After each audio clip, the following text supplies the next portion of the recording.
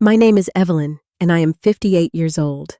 In my cozy kitchen in Ohio, surrounded by the scent of roasting turkey and pumpkin pie. I felt a fragile hope. It was Thanksgiving, and for the first time in years, my son Leo was coming home. But he wasn't coming alone. My ex-husband Gregory had invited himself. I wanted so badly for us to be a normal family for just one meal. I had no idea that the gratitude we were about to share would be the last thing to crumble at that table. Before I tell you about the moment everything shattered, I am curious about where you are listening from.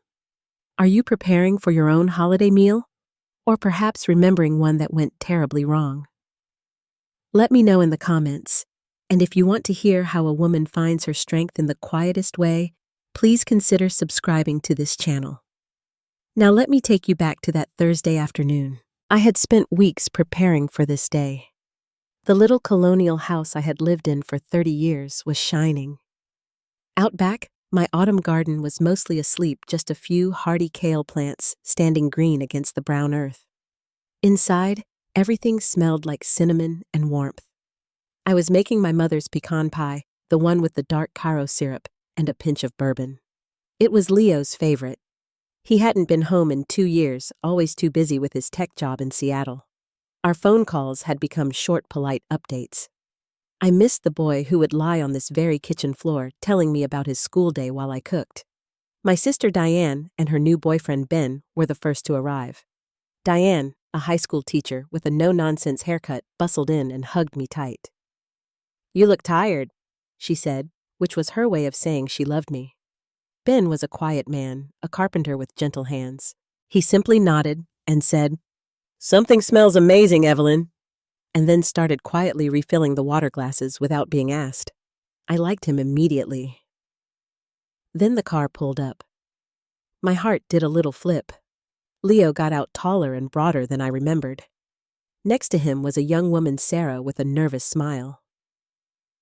"Mom, this is Sarah," Leo said, giving me a quick one-armed hug. He smelled like expensive cologne and airplane air. "Sarah, my mom." I welcomed her, asked about her flight. She said she was a freelance graphic designer. I was about to ask her more when Leo cut in, talking about the traffic from the airport. He was jumpy, his eyes darting around, not quite meeting mine. The last to arrive was Gregory. He pulled up in a sleek German sedan, all confidence and cashmere. He brought an absurdly expensive bottle of wine and a huge bouquet of orchids, flowers I never liked, because they seemed too fussy. "Evelyn, you look well," he said, his voice smooth as the bourbon in my pie. "The house smells incredible." He made it sound like a surprise, as if my ability to cook was a quaint party trick. He then turned his charm on everyone else, embracing Diane like a long-lost friend, shaking Ben's hand firmly and saving his most potent performance for Leo. "Son," he boomed, pulling Leo into a back-slapping hug that lasted just a second too long. I saw Leo's shoulders relax into it, a smile finally reaching his eyes. As we sat down at the table I had set with my grandmother's china, the air was thick with something unspoken. Gregory held court, telling stories about our early marriage, always framing them as humorous anecdotes, where I was the endearing klutz. Leo laughed a little too loudly. Diane shot me a look. I just kept passing the green bean casserole, my smile feeling plastered on. The turkey was golden. The candles were lit, but a chill had settled in my bones that had nothing to do with the November wind outside. Dinner unfolded like a play Gregory had written and directed.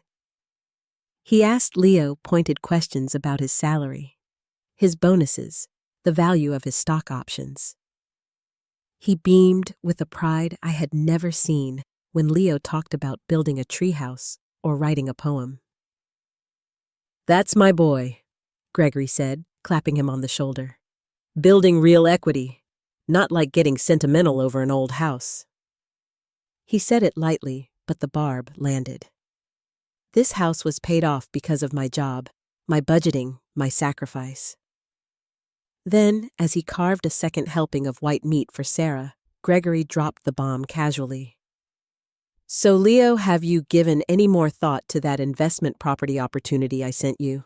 The numbers are fantastic." I paused, my fork hovering over my sweet potatoes.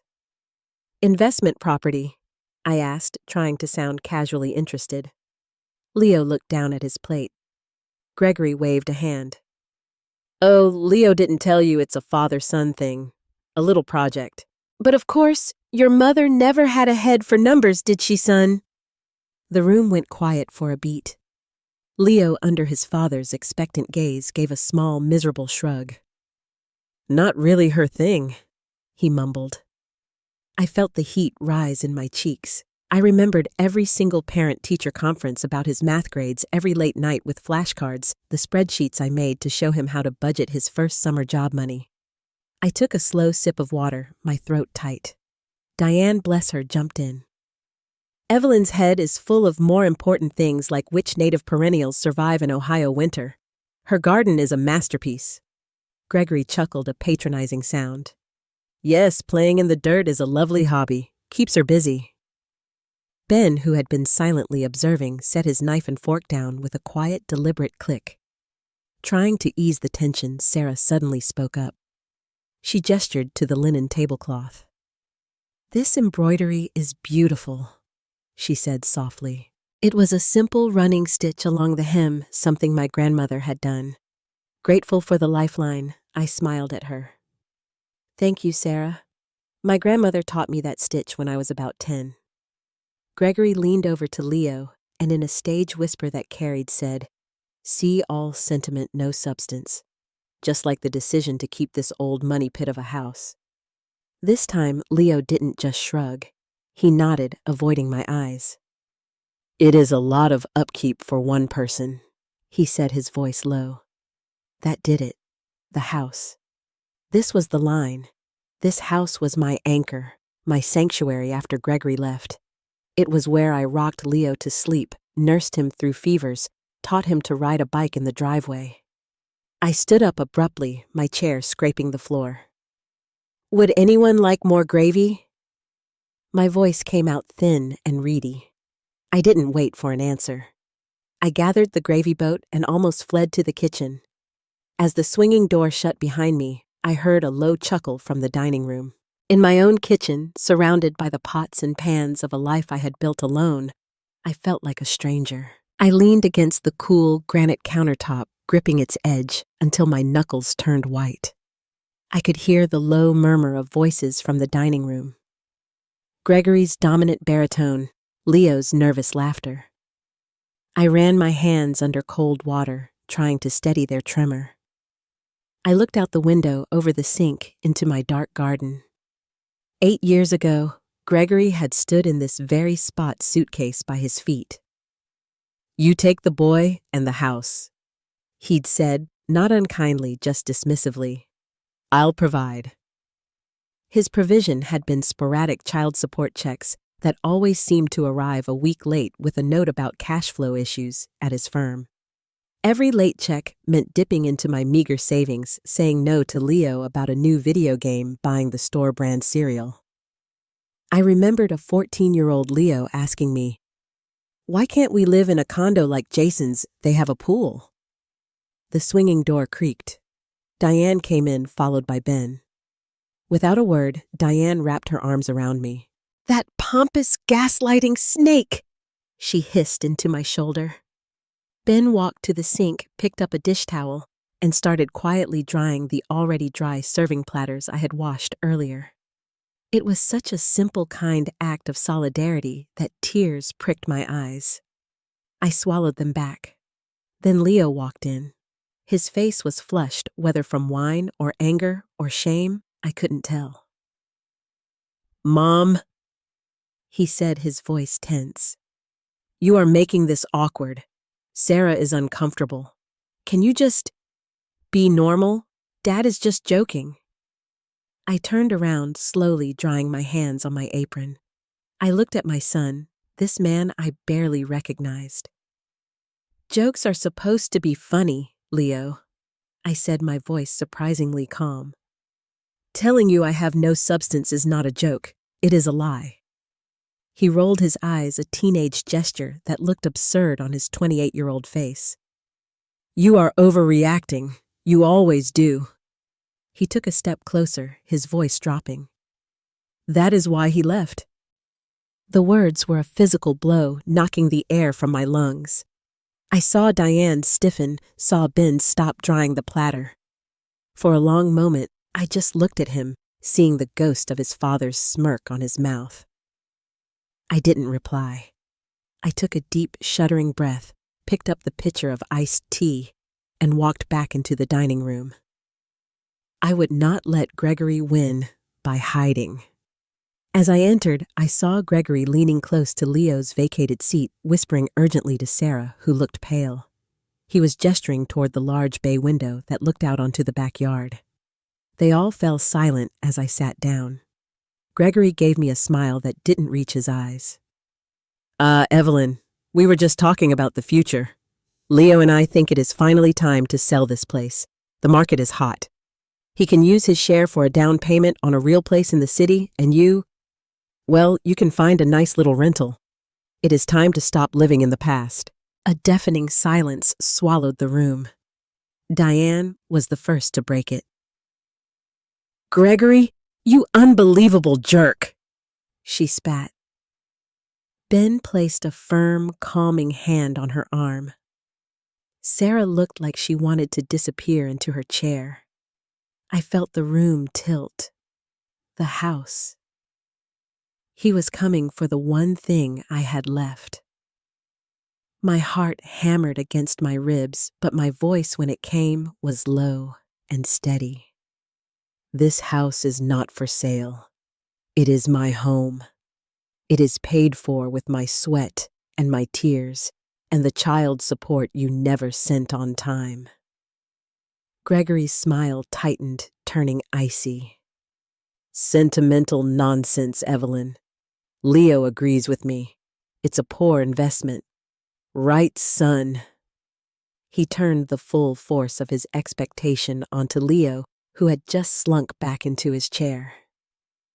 Leo looked trapped, his eyes darting between his father's demanding gaze and my stricken face. He fumbled for his wine glass. Mom, Dad has a point. He began his words slurring slightly. This house is too big for you, and the money could really help me. You always say you want what is best for me. The betrayal was a cold knife twisting. What is best for you, I said, each word deliberate, is to have a home to come back to. A real home, not just an investment. Gregory saw his opening. He leaned in close to Leo, his voice a venomous whisper we could all hear. See, she is being selfish. She would rather cling to her sad little garden than see her own son succeed. She never supported your ambitions. She just wants to keep you tied here, a mama's boy. The manipulation was so blatant, so cruel. I watched it hit Leo, watched the confusion and resentment war on his face. The word mama's boy did it. It touched the raw nerve of insecurity Gregory had been cultivating for years. Leo's face contorted with a sudden drunken rage. He slammed his hand on the table, making the silverware jump. Just stop it, Mom! He roared, pushing his chair back so violently it toppled over. Stop trying to guilt me. This is why I never want to come back here. In his furious motion, as he gestured wildly, his open hand swung back and then forward. It wasn't a punch. It was a hard, backhanded slap. It connected with the side of my face with a sharp, sickening crack. My head snapped to the side. A searing heat bloomed across my cheekbone. My silver hoop earring flew off and skittered across the wooden floor. Time stopped. The sound seemed to echo in the sudden, absolute silence. Diane gasped. Sarah let out a small cry. Gregory's eyes widened with a flash of something that looked like triumph before morphing into feigned shock. Leo stood frozen, staring at his own hand as if it belonged to a stranger, his face draining of all color. The sting was sharp. The humiliation was deep, but rising through the shock was something else, a profound, glacial clarity. I turned my head back slowly to face my son. I could feel the welt rising. My eyes were dry. I did not touch my face. I looked at him, at the terror and dawning horror in his eyes. And then I did the one thing no one in that room expected. I smiled. It was a small, sad, utterly composed smile. And into that petrified silence, I spoke a single clear word. Interesting. Leo flinched as if I had struck him back. His mouth fell open. What, Mom? He stammered. Gregory stared at me, his confidence visibly shaken for the first time all night. I said nothing more. I slowly stood up, walked over to where my earring lay near the leg of the sideboard, picked it up, and then without a glance at anyone, I walked out of the dining room and into the living room. The word hung in the air behind me, not a weapon, but a mirror. And in it, my son finally saw a glimpse of the monster he had let his father create. The living room was dark, lit only by the flickering flames of the gas fireplace I had turned on earlier for ambiance. I sank into the worn embrace of my armchair. My cat Mabel leapt into my lap purring. I stroked her soft fur, the rhythmic motion calming my racing heart. I did not cry. I felt a strange, hollow quiet. From the dining room, I heard the explosion. Diane's voice sharp and clear. "How dare you get out! Both of you get out of her house!" Gregory's voice defensive and booming. "Diane, control yourself. It was an accident. The boy is upset. She provoked him." Ben's lower, steadier tone. "I think it's time for you to leave, sir." Sarah's frantic whisper. "Leo, I think I should go." Then hesitant footsteps. Leo appeared in the doorway, a silhouette against the light from the dining room. He looked shattered. "Mom," he whispered, his voice breaking. I am so sorry. I did not mean to." I looked at him, my hand still on Mabel. "But you did, Leo," I said, my voice calm, almost gentle. "Your hand connected with my face. Your father's words connected with your anger.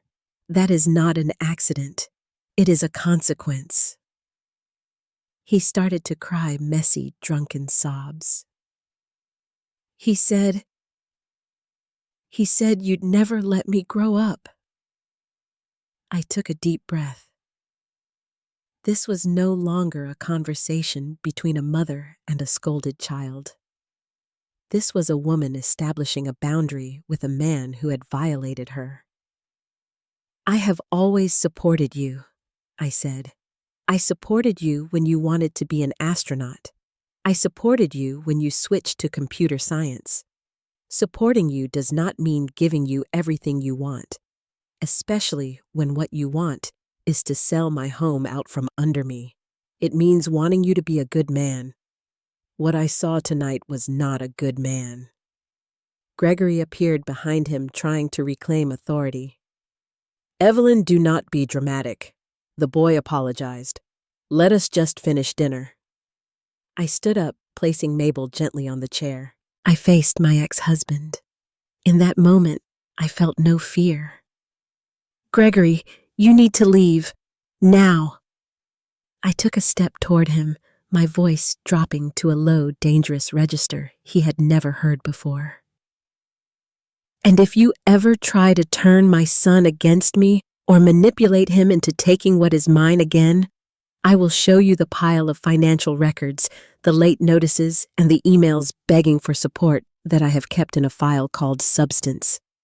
I think your new partners at the firm would find them very interesting." The color drained from his face. He had assumed I was too disorganized, too emotional, too weak to keep records. My calm certainty was a language he understood. Power. Leverage. He sputtered. You wouldn't. I simply held his gaze. Try me. He grabbed Leo's arm. Come on, son. We're leaving.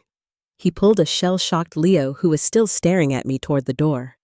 Sarah scrambled after them, grabbing her coat. I stood in the foyer, watching as Gregory's taillights disappeared down the dark street. The cold night air washed over my hot cheek. Diane came and put an arm around me. You were magnificent, she whispered.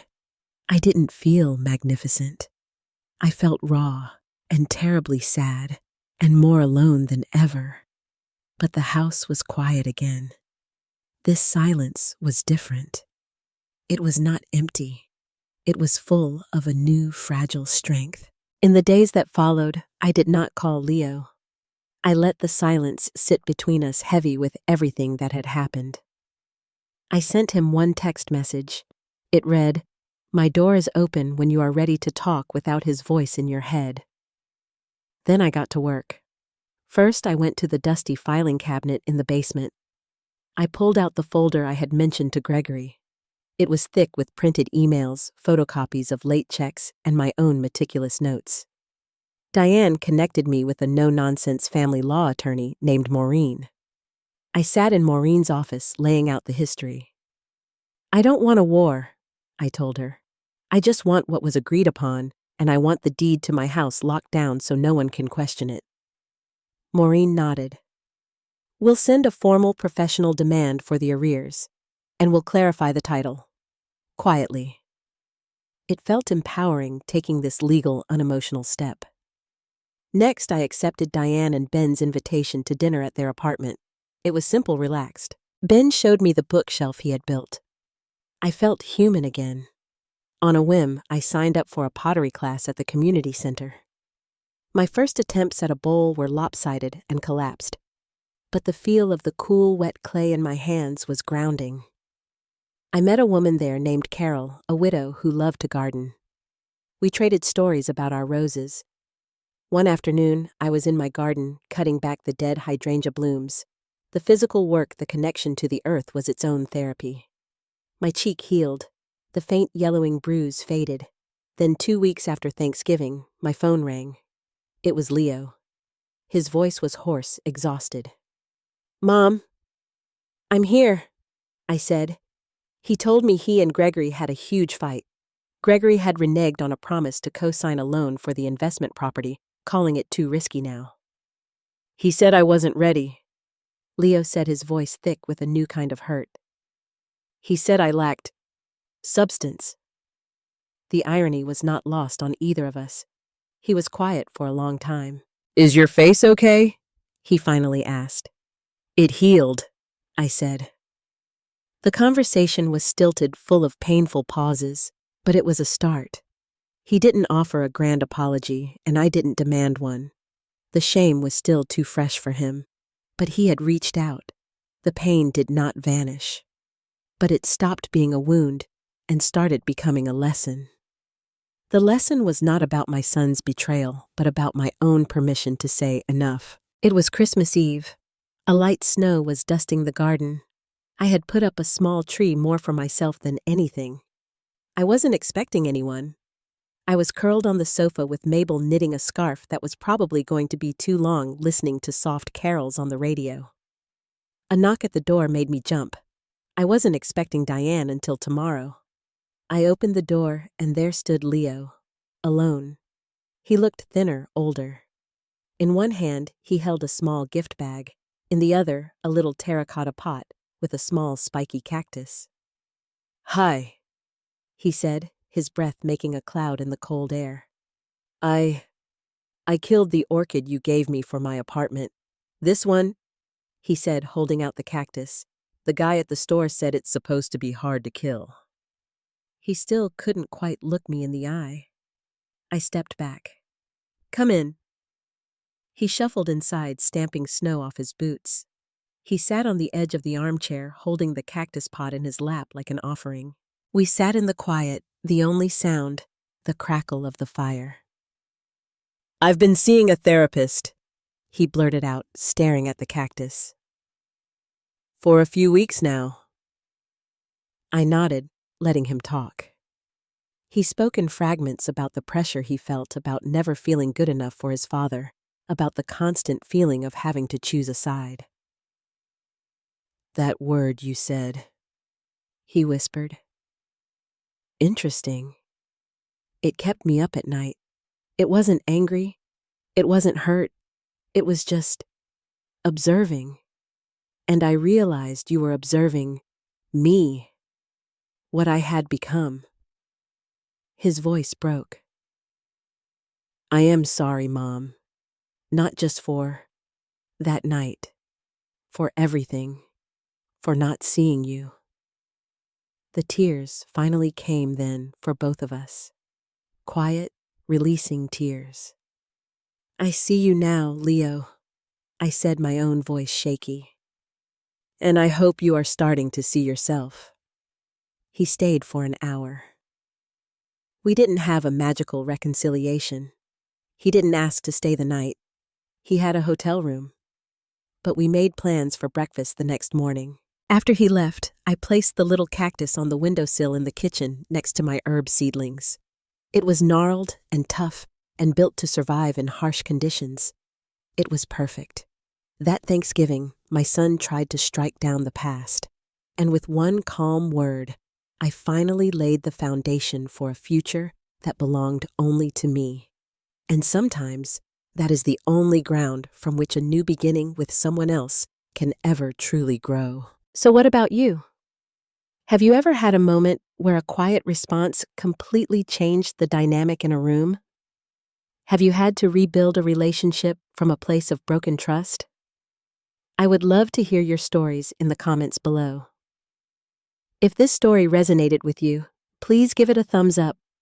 It helps others find these important conversations. And if you want to join me for more stories about finding strength in the second half of life, please hit that subscribe button and share this with someone who might need to hear it today. Thank you for listening and for being part of this community. However you are spending this season, I wish you peace and the quiet strength to protect your own ground.